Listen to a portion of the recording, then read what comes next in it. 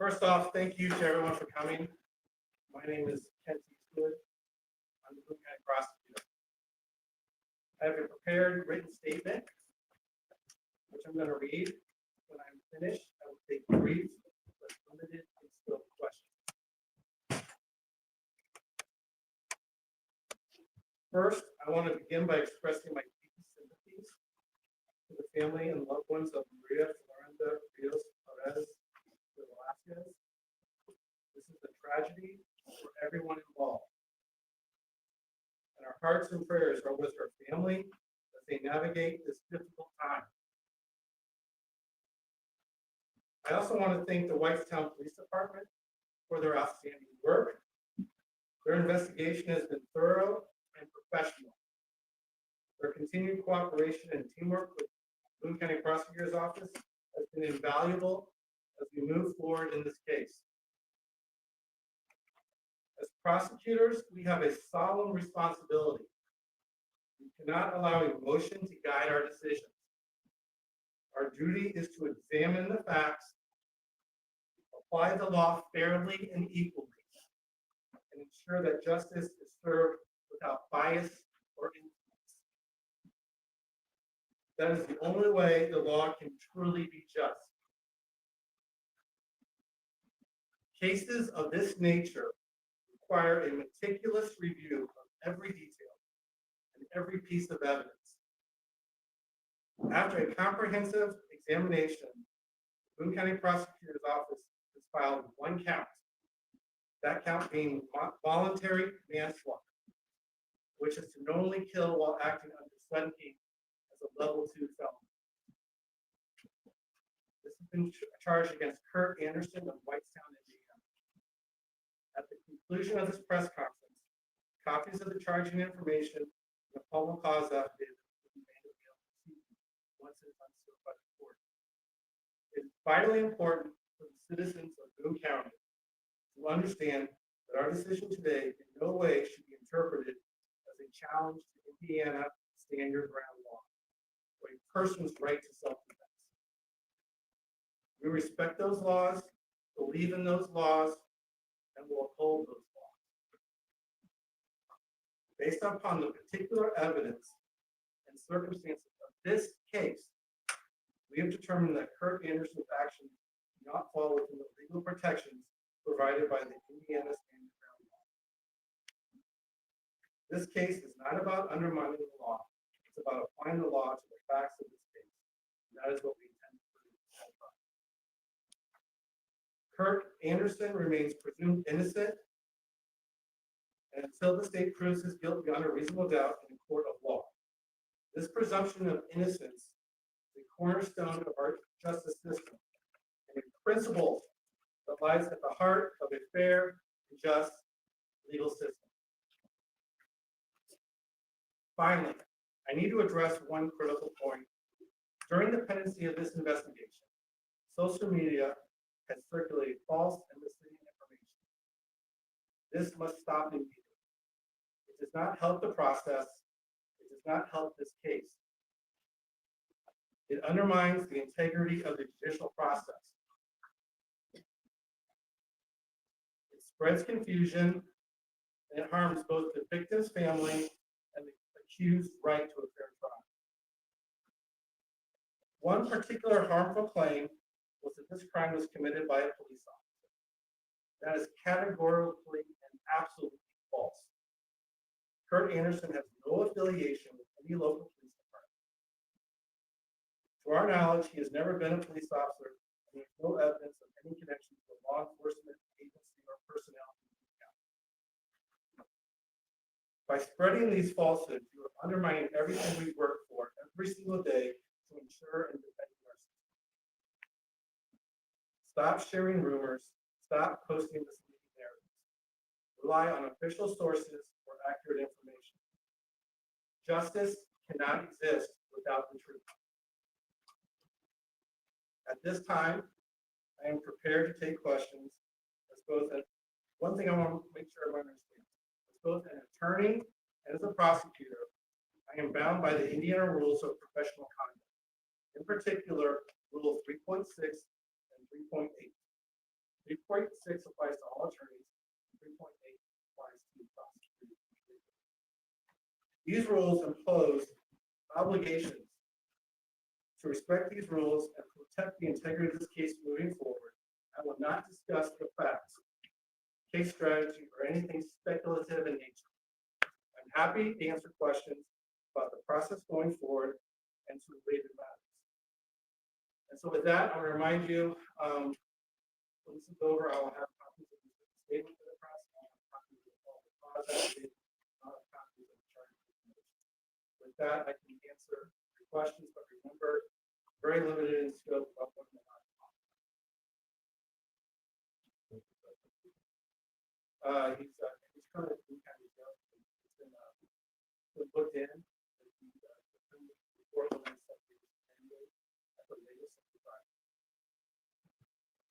He's currently being held on bond.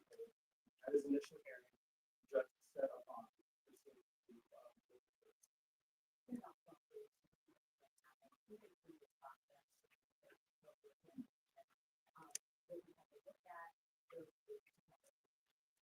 Well, first, it was communication with Whitestown through the investigation. They would ask questions, we would ask questions. So we wanted them to complete thorough examination. They got most everything completed, but so with that, we then started our review.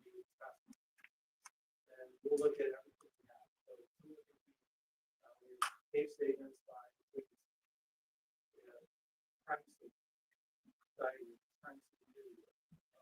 things of that. Then as a prosecutor, we look at the law, and we look at case law. What is the longest Mr. Andersen could potentially be incarcerated for if he's convicted of what he's being charged with? Well, it's a level 2 felony, and as prosecutors, we can't really talk about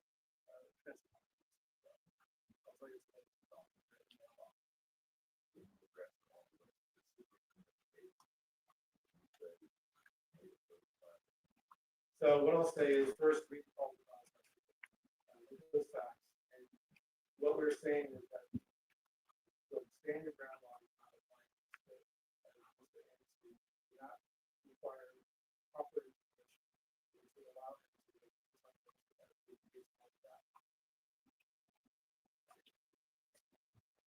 Does the family have a victim's advocate within your office? And if not, is there any way that you can get them one as well as a translator?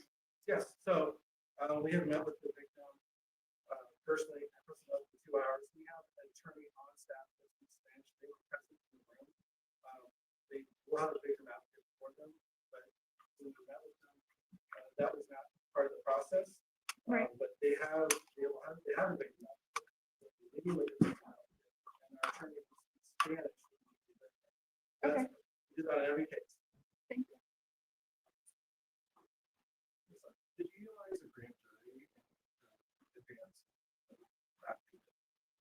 No.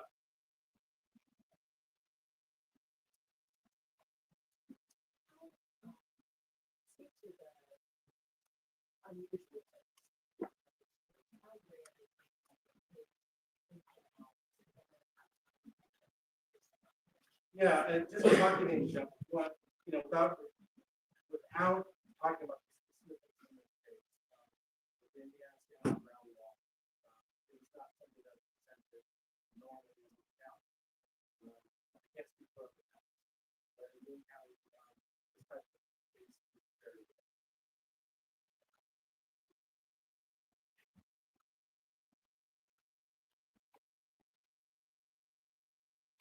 Whether you're going to answer any of the questions you want to ask yourself. I would look, guys, I'd love to answer your questions, but I have a duty as a prosecutor that I cannot talk about facts that we did from prior facts that would have a negative impact on the right of the who's right. Prosecutors have to refuse that quality. And I train on this topic, because of the service training every time. We might talk about specific facts. Public records,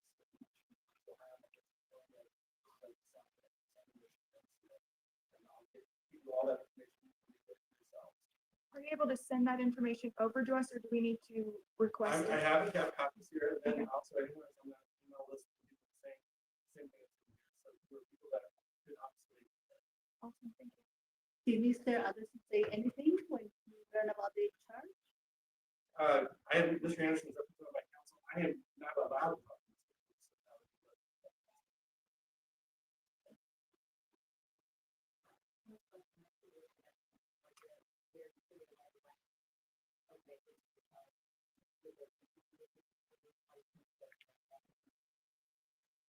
It was thorough. It was thoughtful. Once we had all the information, we looked at the law, once we looked at the case law, it became clear what the appropriate was.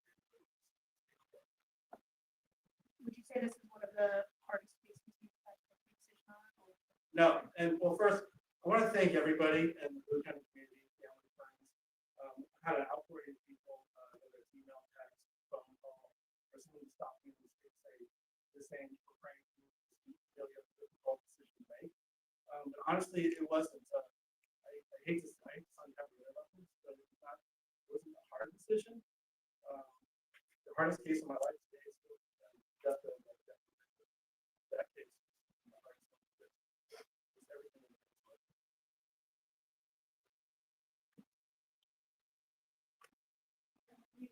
So that's a standard ground law. Where would that lie? Could you explain to people what that law actually does? So I'm going to read the law. So I'll make sure everyone hears it. Okay. So in this scenario, we have the dwelling. Okay, we're only talking about not applying this to other scenarios, right? So under Indiana law, a person is justified in using reasonable force, which may include or including deadly force against any other person, and does not have a duty to if the person reasonably believes that the force is necessary to prevent or terminate the other person's unlawful entry of or attack on the person's dwelling, curtilage, or occupied land. That's this kind of, that applies to scenarios similar to this. How did you determine that this would fall under that? Well, it is our belief, it is our contention that he is not, the person is not a legal belief that that kind of force is necessary, given all the facts that he had. Mr. Anderson lawyered up pretty quickly. Would you say that he was helpful in the investigation, or did they shut down immediately? It's not, I really can't say that. Okay. Question. It's not uncommon for people when they know that they are possibly investigated for high risk through my career. It's very common for that to happen. So they've been cooperative with that communication with them. Since Mr. Alford made note of the communication appropriate.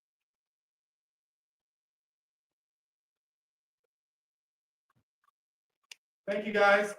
Just give me a second. I'll put I got a stack of papers they put together. We have 30 of them. So it's about 25 pages long. So I'll put the 30 Send it out. and points it. Yes. As soon as I get done here, back to my office. I have it prepared to go out, and then I'll send it out to the email group. It's going to WRTD. I don't have your. Yeah.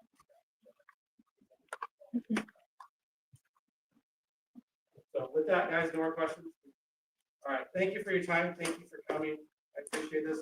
And just so you guys know, there'll be no further comments from the prosecutor's office on this case. You know, in terms of this matter, we're going to all of our case now pending before court. We are going to all of our matters, all of our cases on this case, going to try to case to relate to that.